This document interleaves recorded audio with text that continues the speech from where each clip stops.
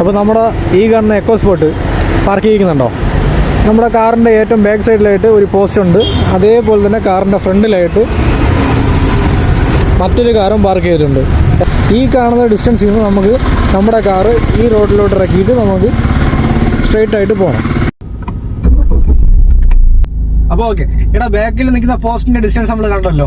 അതുപോലെ തന്നെ നമ്മുടെ വണ്ടിക്ക് മുന്നിൽ കിടക്കുന്ന ആ ബ്ലാക്ക് കാറിന്റെ ഡിസ്റ്റൻസ് നമ്മൾ കണ്ടതാണ്. നമുക്ക് ഇവിടെ ഇരുന്നുകൊണ്ട് നോക്കിക്കഴിഞ്ഞാൽ ഒരു കാരണവശാലും നമുക്ക് ആ വണ്ടിയും നമ്മുടെ വണ്ടിയും തമ്മിലുള്ള ഡിസ്റ്റൻസ് മനസ്സിലാവില്ല.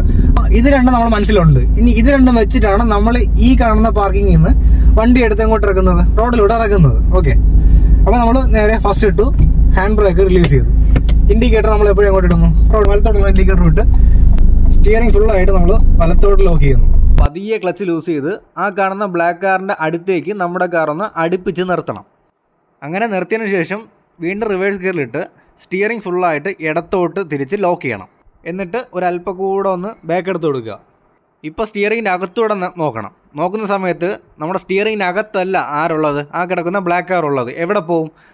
പതിയെ സ്റ്റിയറിങ്ങിൻ്റെ ഔട്ടർ സൈഡിൽ പോകും, ഇടതേ സൈഡിലോട്ട് അങ്ങ് പോകും. അപ്പോൾ അതിനർത്ഥം എന്താണ്? നമ്മളെ വണ്ടി ഇനി ഒരിക്കലും ആ കിടക്കുന്ന ബ്ലാക്ക് കാറിൽ തട്ടൂല. അപ്പോൾ നമ്മൾ ഇനി എന്ത് ചെയ്യുക, അടുത്ത് വീണ്ടും ഒന്നുകൂടെ വലത്തോട്ട് ഇൻഡിക്കേറ്റർ ഇട്ട് സ്റ്റിയറിംഗ് ഫുള്ളായിട്ട് വലത്തേക്ക് ലോക്ക് ചെയ്ത് ബാക്ക് സൈഡിൽ നിന്ന് വരുന്ന വണ്ടിയും കൂടെ ശ്രദ്ധിച്ചിട്ട് പതിയെ ക്ലച്ച് ലൂസ് ചെയ്ത് റോഡിലേക്ക് കയറി അങ്ങ് പോവാം. ഓക്കെ, ട്രൈ ചെയ്ത് നോക്ക്.